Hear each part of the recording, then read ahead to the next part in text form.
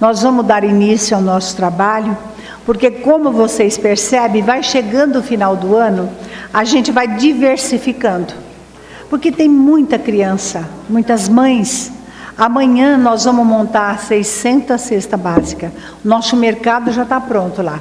Arroz, feijão, a gente faz isso, né? Todo ano é uma festa. Então, a gente vai procurar, inclusive pedir aos mentores que possam ir até o nosso mercado lá, para que esses alimentos sejam abençoados. E se chegou tanta coisa, graças a vocês, que na verdade a gente começa a pensar nessa festa desde o começo do ano, porque senão nós não conseguimos, né? Então nós vamos dar início ao nosso trabalho, nós vamos pedir, Ziro, senta aqui. Nós vamos fazer a nossa prece inicial, através do coração do Vanderlei. Senhor, damos graças pela oportunidade que nos deste mais uma vez, de estarmos participando do seu Evangelho em nossa casa de oração. Que nós possamos realmente receber a lição da noite com humildade e colocá-lo na prática, Senhor. Com a vossa bênção e com a vossa proteção, temos a certeza que daqui sairemos mais felizes, mais compenetrados no bem. Possamos amar a vós, Senhor, amando o próximo. Possamos servir a vós, servindo o próximo. Que nós possamos perdoar, para que possamos ser perdoados como tu nos ensinaste. E que recebemos a sua bênção e dos amigos espirituais mais uma vez. Que assim seja. Quando a nebulosa saiu do Sol em sentido de centrifugação, estava a esfera crística reunida para que pudessem localizar o lugar certo no espaço, porque futuramente seria o planeta Terra. E destacou dessa esfera de tanta luz, de tanta beleza, aonde são espíritos que já conhecem Deus. Por isso Jesus disse, eu e meu Pai somos um. Destacou Jesus, o mestre dos mestres. Ninguém viu o milagre que estava sendo feito, mas a verdade é que o mestre não descansou. Enquanto os elementos que estavam tão dispersos e estava numa fúria terrível que parecia que nunca sairia daquele estágio, mas as mãos divinas do Divino Mestre estavam ali presentes, fazendo com que os elementos se acalmassem e cada qual ficasse em seu devido lugar. Jesus se tornou a partir daquele momento o mestre e o diretor do planeta Terra. Foi elaborando a evolução não só do aspecto físico, mas também do aspecto espiritual. E para isso veio à Terra espíritos de muita evolução, para preparar a estrada, o caminho do Divino Mestre. Ele um dia viria aqui, ensinaria o caminho para todos nós. Então, quando chegou o momento, segundo algumas entidades espirituais, diz que ele levou 1000 anos abaixando o padrão vibratório para poder encarnar no planeta. Tanto é que se sabe hoje que o sofrimento do mestre não era o físico, mas era mais o moral. Porque o planeta, na época, quando ele desceu, era muito primitivo ainda. Então, a vibração, a energia, era difícil para ele, num grau de tanta perfeição, se fazer tão pequeno para se tornar um menino e depois crescer. Mas não era só o aspecto físico que os espíritos superiores estavam preocupados. Estavam também quem assessoraria esse espírito de tanta evolução. Era preciso que tivesse uma mulher, que seria sua mãe. Mas qual era a forma dessa mulher? Ela teria que ter todas as virtudes, mas sobretudo ela teria que ter uma virtude de nunca interferir na missão divina do Messias. E aí foi escolhido uma menina de 14 anos, órfã de pai e mãe, e que os tios a colocou num orfanato em Jerusalém chamado As Jovens de Sião. Ali ela foi reeducada para o mundo, aprendeu a tocar cítara, aprendeu a fazer compotas de doce, aprendeu também a lidar no bordado, e ela tinha visões, ouvia e dizia para todos que a ouvia, não é? Dos sonhos que ela tinha. E ela dizia que seria mãe de um rei e que haveria de casar com um homem bem mais velho do que ela. Tanto é que quando José apareceu viúvo e já com 4 ou 5 filhos, de pronto ela aceitou, porque ela sabia já que tinha uma missão. E depois, um dia, quando ela estava em oração, às 6 horas da tarde, ela ouviu, primeiro ela viu um vulto luminoso, era um espírito de tanto grau de evolução, que ela também não se assustou, porque ela também trazia a evolução. Ela tinha um grau de amor perfeito. Talvez ela não tivesse desenvolvido a asa da sabedoria. Era uma sabedoria rude, mas o amor ela já tinha evoluído e chegado ao grau do amor.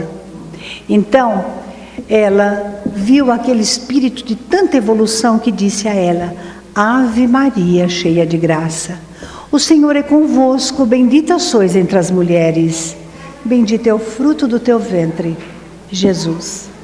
Daria a luz a um menino, e esse menino chamaria Jesus. Ele seria o Rei dos Reis. O mesmo Espírito antes havia aparecido para Isabel, que era sua prima, esposa de Zacarias. E disse também a ela: darás à luz a um menino que será João Batista. Ele vem para planificar o caminho para o Messias. Por isso, no Evangelho fala que João Batista foi o maior homem nascido de mulher. Então, dizemos assim, que depois de Jesus seria ele, o Espírito preparado para finalmente planificar o caminho. E conta que quando Jesus nasceu lá em Belém, havia um recenseamento, o primeiro recenseamento que houve no planeta, foi por ordem de César. E eles saíram então para fazer o recenseamento. E chegando lá em Belém, eles não tinham mais hospedaria, não tinha mais aonde ficar. E então Maria lembrou de uma prima longe. E ele procurou a casa dessa prima e já estava lotada também, mas só restava a estrebaria. E ela aceitou, junto com seu esposo José. E naquela noite eles prepararam ali a manjedoura, que é onde os animais alimentavam. E ela deu à luz a esse menino que se chamou Jesus. Mas fora da estrebaria, havia também algo que chamava muito atenção. O que é que chamava atenção? É porque havia uma luz em forma de estrela que era enorme. E os pastores que voltavam, viu essa estrela, e essa estrela caminhava, ia na direção da estrebaria, e muitos ouviam: glória a Deus nas alturas, e paz na terra às criaturas de boa vontade. E chegando lá, eles emocionavam, porque Jesus não parecia um recém-nascido, dava a impressão que aquele garoto, aquele menininho ali, abria os braços, parecia que ele sorria para todos que por ali passavam. Era Jesus. Mas também, se havia tanta luminosidade, os 3 reis magos vieram visitá-lo. E passou em Herodes. E Herodes o recepcionou. E eles contaram que o Messias, o Rei dos Reis, haviam chegado. Herodes fingiu, dissimulou. Entretanto, assim que eles saíram, Herodes deu uma ordem, que procurassem todo o seu reino os meninos de 2 anos para baixo e os matassem. E isso aconteceu. Então eu falo que essas crianças, na verdade, foram os primeiros, não é, a sacrificar a vida por Jesus. E o mestre foi crescendo. Lógico que era um espírito diferente. E não podia ser de outra maneira também. Porque ele tinha toda a perfeição. Toda. Ele era diferente porque ele corria para ajudar até mesmo aqueles homens que chamavam de má vida. Ele preparava lanches, queria ajudar. Ele falava palavras, não é? Assim diferentes. E diz que certa vez Isabel, com João Batista, foi até a casa de Maria, porque elas eram primas. E dentro dessa casa, ali, eles conversavam. Maria conversava com Isabel e as 2 crianças saíram. E Maria disse que pegou Jesus conversando com o espaço. E ela fala para a prima que ela sentia um pouco de receio pelo futuro do filho. Ele era diferente, ele não tinha ambição. Ele preferia ajudar os velhos, os doentes, do que brincar pela idade. Mais tarde, ela também percebeu que ele não se interessava por casamento, por namoro. E aí, ela conversando, não é? Ela falou que era totalmente diferente e que ela estava preocupada com o seu futuro. Nisto, João Batista e Jesus vai chegando. E então, já era hora deles irem embora para casa. Isabel pega João Batista e fala para Jesus: você não gostaria de ir para minha casa? E ele respondeu em tom profético. Ele disse: não, primeiro é preciso que João vá, para depois eu ir. E era mesmo. E depois ele repreende a mãe. Ele diz: mãe, o meu caminho é Deus, é o Pai Celestial. Ele conversa com Maria, tranquilizando-a e dizendo que seu caminho já estava pronto. Ele haveria de seguir Deus. Ele veio para servir o Pai Celestial para toda a eternidade. Mas a partir daquele momento ele tomou uma atitude. Ele chegou para José e disse o seguinte: pai, eu quero aprender a sua profissão. E a partir daquele momento, ele que ainda era tão criança, ele aprendeu na oficina do pai a mexer com a madeira. Mãos tão pequenas, mas que ele fazia de tudo para que pudesse ajudar o pai e pudesse também trabalhar dando produção. Porque, segundo Chico, quem trabalha, ninguém pode dizer que é louco ou alienado, porque produz. Então, parecia uma sabedoria, não é? Que ele já trazia com ele. E também chamava atenção quando maior ele ia para o lago de Nazaré. Por quê? Porque ali saía casamento, era o lugar que todas as famílias iam buscar a água. Então ali engendrava casamento. Era comum os rapazes irem para não deixar as moças, não é, carregar peso. Agora Jesus era diferente. Ele pegava e não deixava os velhos pegar peso. E quando Maria chegava, conta que aquilo era um silêncio total. As fofocas paravam. Ninguém mais falava um do outro. Era como se tivesse ali alguém que sabia, uma maetrisa talvez, né? Que pudesse organizar uma orquestra. E todos pareciam sentir uma paz.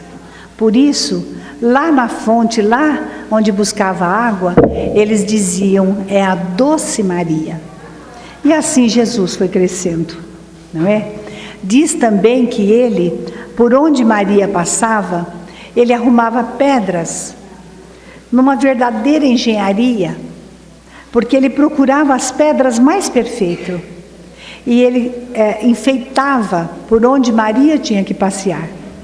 Então, além de tudo, ele se fazia amado, porque quem não gostava de uma criança tão doce? E ele então foi crescendo, e Maria cada vez mais preocupada. O primeiro ato de Jesus aconteceu em Canaã. Foi quando ele transformou a água em vinho. Era parentes de Maria também, eram umas bodas, e havia acabado o vinho. E ele então, se compadecendo, e a pedido de Maria, ele orou. E aquelas tinas de água se transformou em vinho, mas era um sabor tão diferente, tão maravilhoso, que os convidados saíram comentando, que eles guardaram o vinho melhor para o final.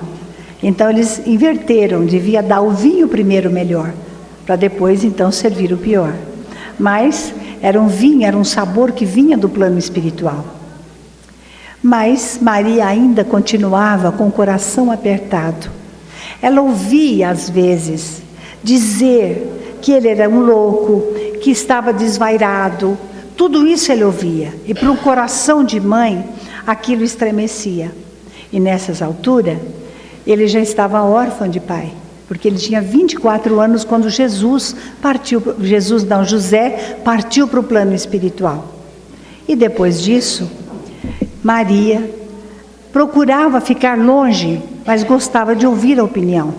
Ela via que o filho restaurava os leprosos, abria os olhos dos cegos, andava os paralíticos e também ressuscitou até mortos.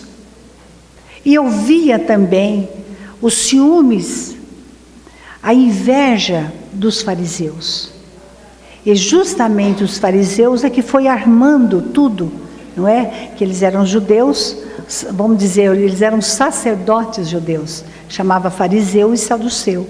Eles então foram preparando-os, sabe, para que ele fosse preso. E quando o coração de mãe aperta, angustiado, vocês podem saber que não se engana. E naquele dia, ela estava até em oração quando o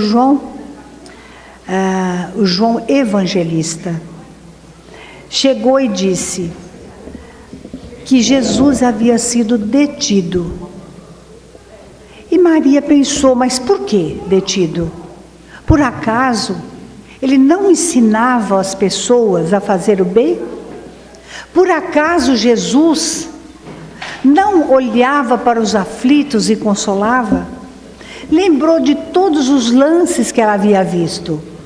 Mas ela pensou, naturalmente, que o Pai Celestial aguarda o momento certo para promovê-lo, para que todos possam olhar e ver que ele era o Messias, que realmente era o mestre dos mestres. O seu coração, embora angustiado, ela orou, pedindo ao Pai Celestial que não abandonasse. E depois de momentos que parecia interminável, João Evangelista volta. Agora ele não foi só detido, ele estava encarcerado. Vocês imaginem o coração dessa mãe como ficou. Por que encarcerado? O que foi que ele fez para merecer isso tudo? Não era possível. Mas ele entrou em oração, ela entrou em oração, e naquele momento passava na mente os 10 leprosos, que de uma vez se libertou da lepra, e aguardava ainda, Jesus aguardava que os 10 voltassem, mas apenas um voltou. E mesmo assim ele mostrou uma compreensão divina, e ela voltou então a orar. Foi quando João voltou e disse a ela: Pilatos, tentando ajudar de todo jeito, não conseguiu. Mandou Jesus para Herodes Antipas. E Maria então pensou, afinal, vai pronunciar uma autoridade. Como ele não fez nada, é natural que ele vai ser liberto, porque o acusam exatamente do quê? O coração de mãe estava muito aflito, mas no entanto, João volta e diz a ela que alguns fariseus haviam engendrado caluniadores para que pudessem caluniar Jesus, falando que ele estava contra César, mostrando que ele ferira a lei dos judeus. E então Herodes estava também preocupado, porque não sabia o que fazer. Naquele momento, aquela mãe pegou um manto, muito simples, muito pobre, ela iria se pronunciar. Ela queria agora ir de encontro ao filho e o defender. E quando ela chega no pátio onde Jesus estava, quanto sofrimento para aquele coração. Ela esperava que a autoridade da terra reconhecesse, mas no entanto ele estava seminu.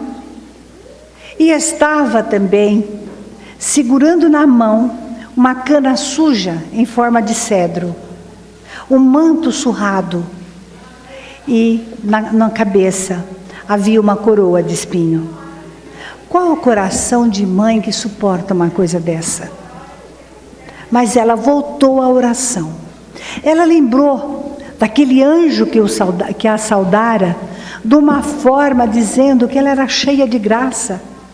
E quando o anjo veio avisar do nascimento do filho, ela diz a esse anjo: eis aqui a tua serva, faça em mim a vontade do Senhor.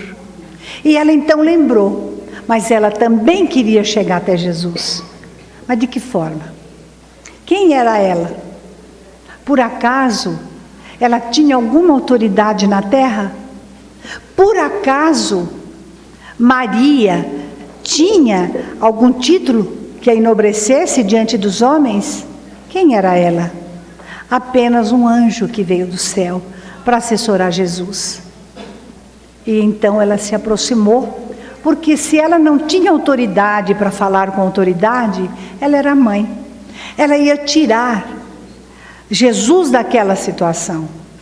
Diz Humberto de Campos que foi o olhar mais significativo de toda a sua vida, porque Jesus olhou para ela, mas um olhar tão sereno, induzindo-a a silenciar e a voltar à oração. E foi o que Maria fez. Voltou a orar, lembrando naquele momento também de Abraão, porque afinal ele tinha que dar o filho querido, que era Isaque, em sacrifício a Deus. Isso está no Velho Testamento. E ele foi com o coração apertado. Ele teria que sacrificar o filho em favor de Deus. E quando ele chegou no topo da montanha, ele ouviu a voz dizendo que ele parasse o sacrifício, porque Deus não se regozijaria com isso. E ela, lembrando, ela disse: quem sabe, no último instante os anjos pronunciarão. Quem sabe?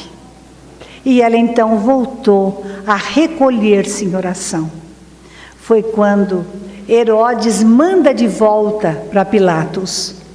E chegando lá, Pilatos não sentia que ele era um malfeitor, um traidor. Era preciso, afinal, ele encontrar algo que pudesse tirar o Cristo daquela situação, mas também ele era político, ele não queria contrariar aquela multidão.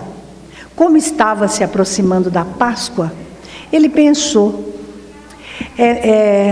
comum, quer dizer, já era tradição soltar um malfeitor. E então ele teve uma ideia. Ele pediu que trouxessem Barrabás. E ele disse: Barrabás era um grande malfeitor, que havia torturado, matado, e de repente estava ali um homem que aos seus olhos era um justo. E ele então perguntou: solta Barrabás ou solta Jesus? E Maria, no coração de mãe, imaginou: o povo vai se pronunciar. Lembrou da multiplicação dos pães, dos peixes. Voltava tudo na sua mente tão sofrida. Foi quando ela sentiu algumas mulheres que foram envolvendo. Estava ali Maria de Magdala, Joana de Cusa. E então ela pensou, agora nós juntas, quem sabe a oração é ouvida. Porque ela queria muito libertar o filho. Foi quando a multidão gritou, solta Barrabás, solta Barrabás. E Pilatos ainda, perguntando, disse, o que eu faço com ele? E a multidão gritava, numa euforia enlouquecedora, como uma grande obsessão, crucificai-o, crucificai-o. Então ele lava as mãos, ele achou que nada mais podia fazer. E na verdade, puseram então a cruz nos seus ombros e ele seguiu no calvário de sofrimento. Do seu lado iam algumas mulheres chorando, mas não o abandonava. Onde estava naquele momento os apóstolos, os discípulos, aqueles que receberam tantas graças das mãos de Jesus? Onde estavam? Mas Maria não conseguia sair de perto do filho, senão caminhar. E cada vez que o filho caía, sob o peso daquela cruz, era uma grande dor que aquele coração materno sentia. Foi quando chegaram no topo do Calvário, em Gólgota, e aí crucificaram Jesus. Foi quando ergueram a cruz e chegou, naquele exato momento, João, o discípulo amado, porque diz que de todos os apóstolos, João é o que mais exteriorizava o amor, a essência do dom divino. E então, ele chegou abraçando Maria, como que acalentando. Mas os dois estavam fixos na cruz. Diz que Jesus, no último esforço, eu acho que ele sentiu a vibração de tanto amor de Maria e de João, que com dificuldade ele moveu a cabeça e olhou naquele momento para a mãe que estava ali, que não tinha coragem de virar as costas, porque a verdadeira mãe nunca desampara um filho. E estava ali também João, o discípulo amado. Num esforço ele diz, mãe, eis aí teu filho. Filho, eis aí sua mãe. Naquele momento, ele mostrou que o Evangelho, ele é amor eterno. Não existe egoísmo para quem segue o Cristo. Nem no amor dos filhos, nem no amor de mãe. Porque todos fazem uma grande corrente, porque são filhos do mesmo Pai. Então, foi quando Maria, ouvindo aquilo, ela só sabia chorar e aguardar uma legião de anjos. Mas ele inclina a cabeça e ainda diz, Pai, perdoa-os, porque eles não sabem o que fazem. João e Maria ficaram ali até vir a chuva, porque diz que teve uma grande tempestade. Parece que a tarde virou uma noite que parecia ser eterna, porque não passava. Então foi quando Maria viu José de Arimateia descendo o corpo do filho.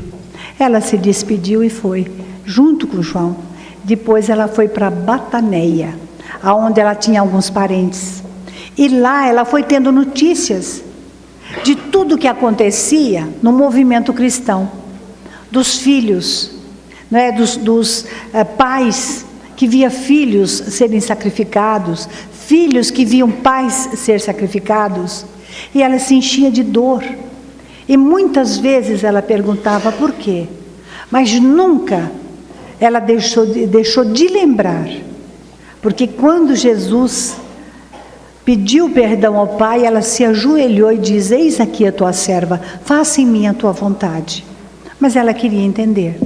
E João nunca esqueceu que ela então era a mãe de toda a humanidade. Foi quando ele aparece em Bataneia, E diz a ela que ganhou uma casinha muito simples em Éfesos. E se ela queria morar com ele. Ela sentiu uma alegria imensa. Então partiram lá para a cidade de Éfesos. E o resto da sua vida, ela pregava, ela recebia todos que por ali passavam. E foi um leproso que disse pela primeira vez: és a nossa mãe, és a Mãe Santíssima. Porque ele chegou muito cansado naquela casa. Maria estava tecendo um manto. E diz que era tão branco que chamava atenção. Talvez o plano espiritual fluísse de uma forma que o branco se tornava luminoso. E ela, depois de servir aquele viajante cheio de lepra, ela põe ele para dormir e continua tecendo o manto. E pela manhã, quando ele tinha que ir embora, ela pegou o manto que teceu a noite toda e entregou para ele. E quando ele coloca, diz que na hora houve a cura. Foi quando ele ajoelha e diz: és a nossa mãe, és a nossa Mãe Santíssima. E depois, mais tarde, Maria saiu uma vez daquela casa, porque Paulo estava passando por ali. E ela tinha uma gratidão imensa, porque ela tinha notícias da luta, do sacrifício desse grande apóstolo dos gentios. E ela então, amparada nos braços de João, foi até lá também despedir. E Paulo se emociona muito, porque ele sentia algo diferente naquela mulher. Ela era diferente de tudo que se podia pensar. E então, ela se despede dele, e dentro dele ele promete que ele haveria de voltar para colher a biografia de Jesus. Mas não deu tempo. Mesmo assim, ele ainda pede para Lucas, que o seguia, que voltasse ali para colher a biografia. Lucas não conseguiu voltar, mas o Evangelho de Lucas, que são 4 evangelistas, se nós lermos com muita atenção, nós vamos ver que ele fala muito da história.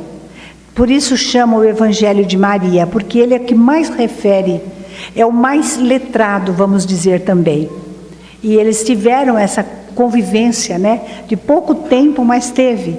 E ela impressionava não só pela beleza, mas também pela vibração, que abrangia a todos que ali passavam. E naquele dia, após tanto trabalho que ela tinha naquela casa, para atender os que passavam por ali, ela vê, no cair da tarde, um viajante diferente. Ele entra e a chama de Maria, de Mãe Santíssima, aquela voz era diferente, mexia com o seu emocional. E então, depois de muito diálogo, ela vê que é Jesus. E ele fala: minha mãe, meu pai quer que eu a leve e que você seja a rainha dos anjos, lá na esfera onde eu habito. E a partir daquele momento ela não levanta mais. Durou horas para aquele espírito sublime sair do corpo. E o mais interessante, porque Jesus ali ficou e entregou para a legião de espíritos que veio buscá-la. Mas ela já não teve vontade de imediatamente de seguir o Cristo.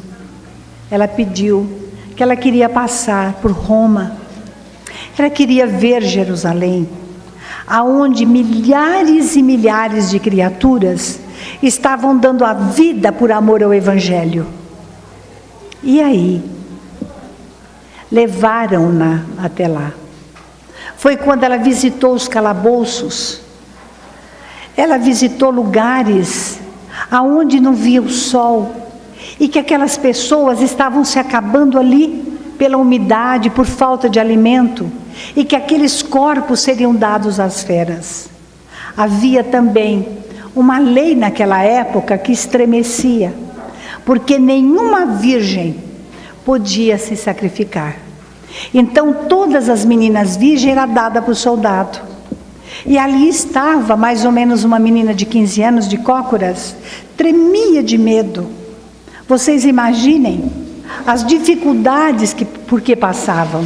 Embora a fé era inabalável, embora a imensidão de compreensão daqueles espíritos, mas Maria estremeceu de ver o sofrimento daquela menina. Então ela chegou e com a sua aura, com a sua vibração, ela abraçou aquela menina, como se fosse a filha verdadeira, e disse a ela: minha filha, cante, cante.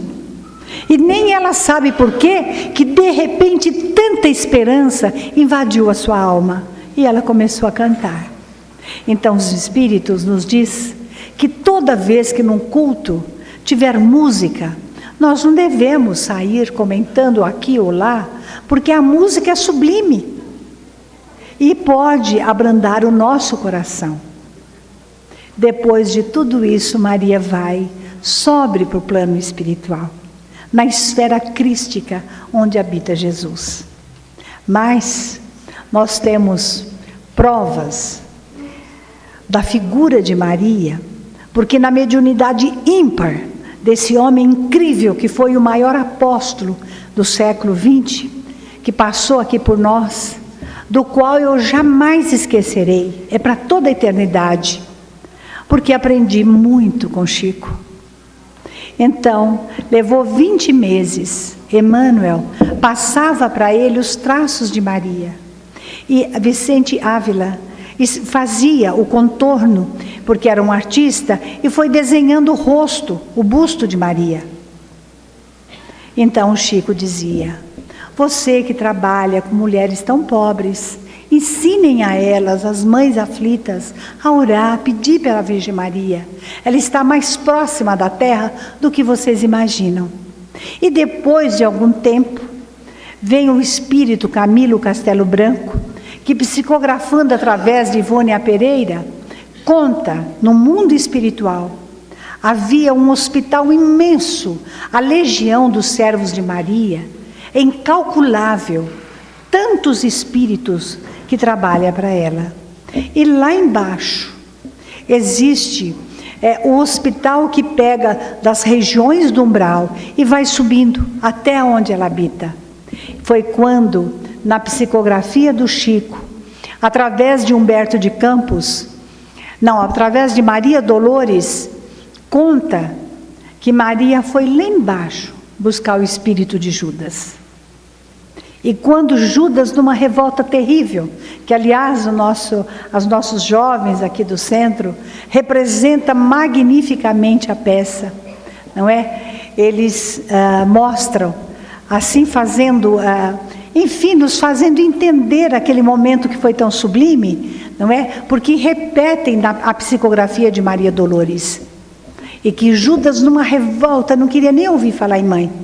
Mas ela foi lá. E quando ele pergunta, então, quem és? Ela diz, eu sou Maria, a mãe de Jesus.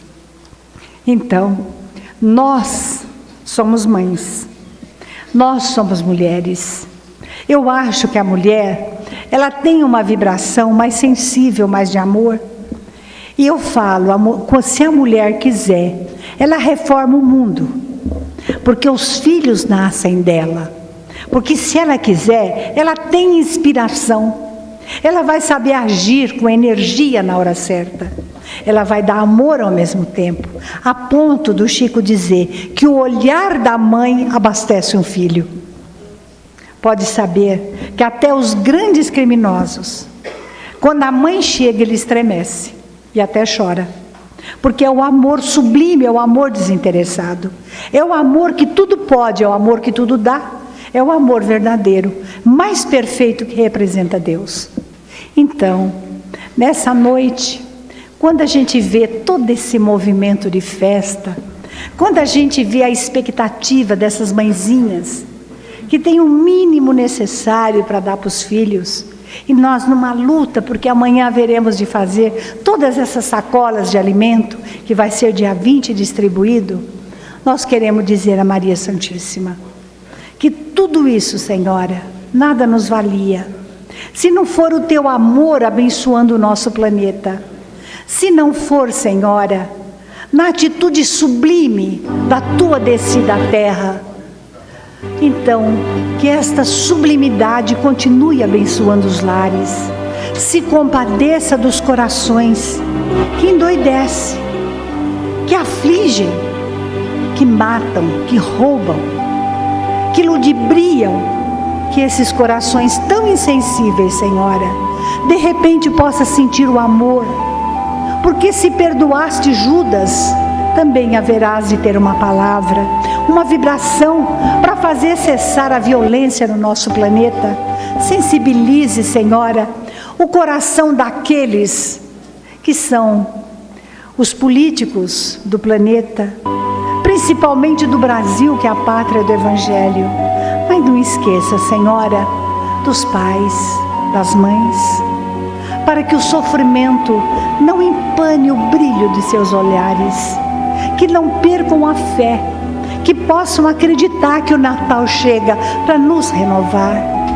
Ó Maria Santíssima, ilumine então o coração daqueles que buscam na doutrina espírita o alívio para os seus males, que dê força para entender que depois de todo sofrimento, além sepultura, nós haveremos de receber a dádiva das tuas bênçãos e sermos felizes, ouvindo hinos sublimes e repetindo, Senhora, glória a Deus nas alturas e paz na terra às criaturas de boa vontade.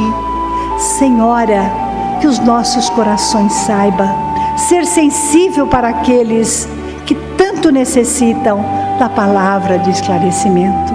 Senhora, ajuda aqueles que cambaleiam no sofrimento e na dor, que se vê desprezados. São as mães que muitas vezes recebem calúnia e fel em bocas que amamentaram. Aquelas que ouvem palavras tão duras dos filhos. Ó Mãe Santíssima, abençoa os filhos, abençoa as mães e abençoe também os homens, porque são filhos das mulheres. E ser conosco na nossa festa de fim de ano, que possa completar todas as dádivas, todas as bênçãos, para que a tua paz, principalmente a paz, reine em todos os corações e que a luz esteja conosco agora e sempre. Que assim seja.